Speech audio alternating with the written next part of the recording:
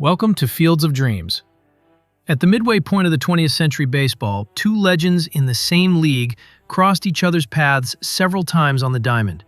One being Willie Mays of the Giants, the other Hank Aaron of the Braves. Hank Aaron and Willie Mays were both born and raised in the deep south of Alabama, where they learned the game in the rural country. Both men started their professional careers as teenagers in the Negro Leagues, Aaron with the Clowns and Mays with the Birmingham Black Barons.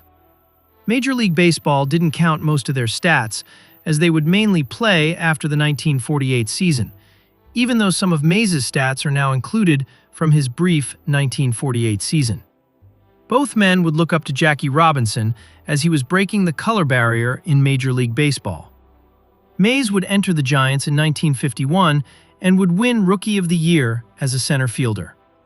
Henry, or Hank Aaron, would debut with the Braves in 1954, where he finished fourth in Rookie of the Year as a right fielder.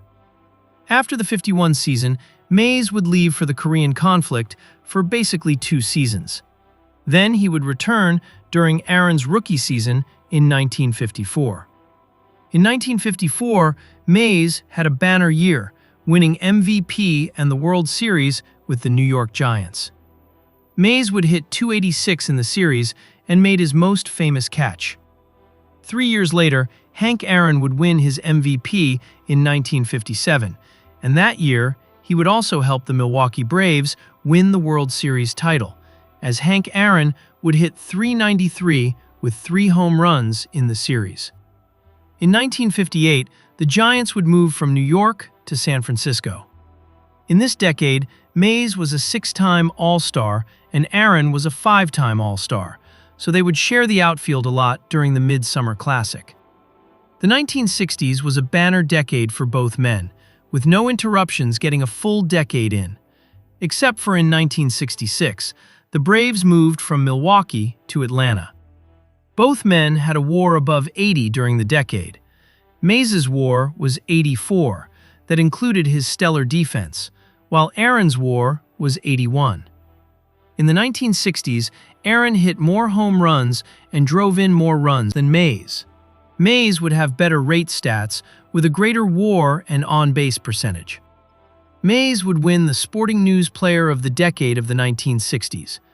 Mays would win his second MVP award in 1965, as he could have won more, especially in 1962, when he led the Giants to the National League title. Both sluggers would have a 500 home run hitter in the lineup for protection. Aaron would have Eddie Matthews for over a decade, and Mays would have Willie McCovey for over a decade. As far as base running is concerned, Mays had over 339 stolen bases, making him the first player in baseball history with over 300 home runs and 300 steals. Hank Aaron wasn't that bad either, really picking up the pace in the 1960s, finishing with 240 stolen bases. What sort of sets these two players apart is probably their defense, as Mays played center field, winning 12 Gold Gloves, having the most putouts as an outfielder. Aaron wasn't that bad either, winning 3 Gold Gloves playing over 2,000 games as a right fielder. Mays has the highest WAR among center fielders in baseball history. He covered more ground and had a great arm. Both men had over 24 All-Star appearances, with Aaron having 25 All-Star appearances, as some of the games were doubleheaders. To be honest, I like that idea, so that the reserves can play a game too. One game should be played in the day, while the other one at night. Just my opinion.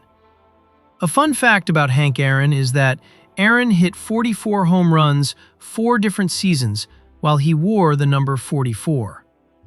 In my opinion, his greatest current record is having 2,297 runs batted in.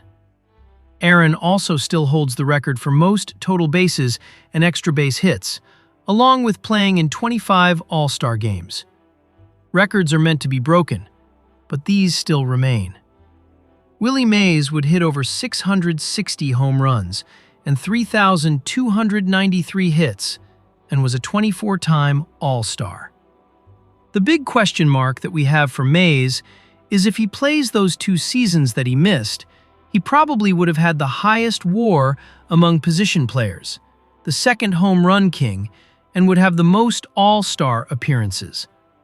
Mays also would have been a part of the 700-homer, 3,000-hit club, and probably having the most hits of any National League player.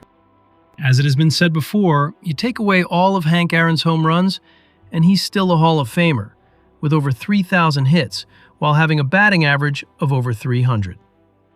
In the 1970s, Hank Aaron would continue with his home run output, having 38 homers in 1970, 47 homers in 1971, 34 homers in 1972, 40 homers in 1973, and 20 in 1974.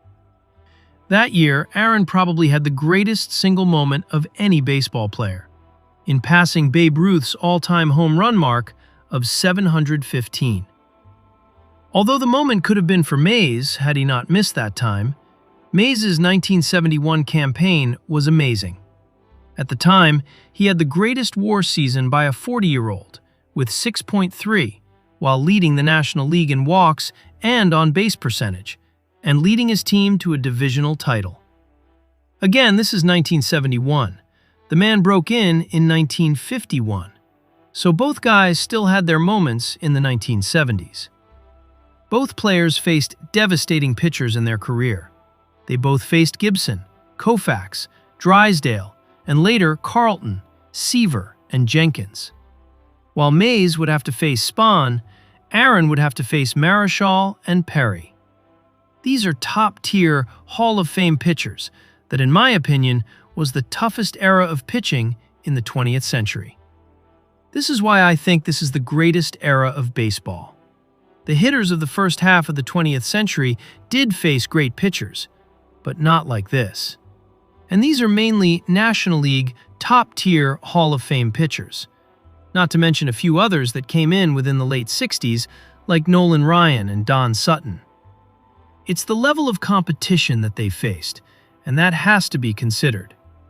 In conclusion, Mays has a career WAR of 156, and it could have been higher, while Aaron has a career WAR of 143, which puts these two men in third and fifth place all-time in baseball history. Not bad for two country boys from Alabama. Mays is most likely the greatest complete player, whereas Aaron is an example of a player reaching his fullest potential without any interruption. This is a brief analysis of Aaron versus Mays. Hope you enjoyed.